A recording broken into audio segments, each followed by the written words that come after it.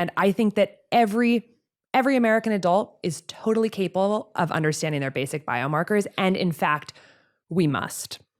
And so what I would say is start simple and start free. Every year, if you go to the doctor, they're going to order a very basic set of tests that usually involves a cholesterol panel and a fasting glucose test. They're going to take your blood sugar, your blood pressure as well. So a lot of people might be asking, how do I figure out if I have good energy or bad energy? And it's very simple. You start with 5 essentially free biomarkers: fasting glucose, triglycerides, HDL cholesterol, waist circumference, and blood pressure. They generally come standard on a physical.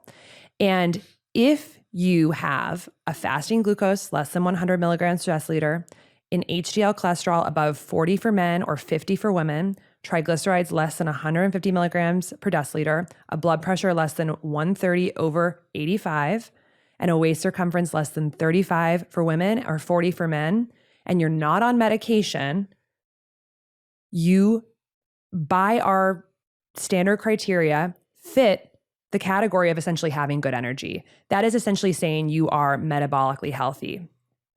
Shockingly, people who meet all 5 of those criteria not on medication currently comprise less than 6.8% of American adults.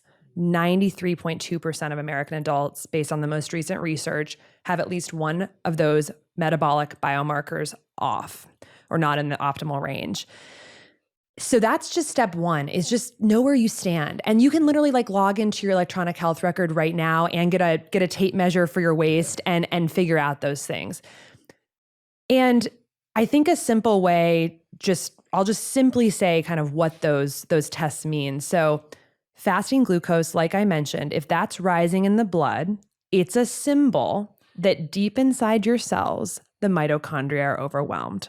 The mitochondria are overwhelmed from all the lifestyle things we talked about that are under our control, and they are saying we cannot process any more of this into energy, therefore we are blocking it from coming into the cell, therefore it rises in the bloodstream. That's why fasting glucose matters. It is a sign that deep inside the belly of your cell, the cell is overwhelmed and is blocking the entry, so it's rising in the blood.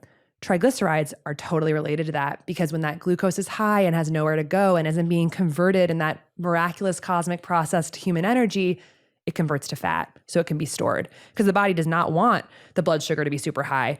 High blood sugar is a problem in lots of ways. It sticks to things and causes dysfunction. It causes inflammation.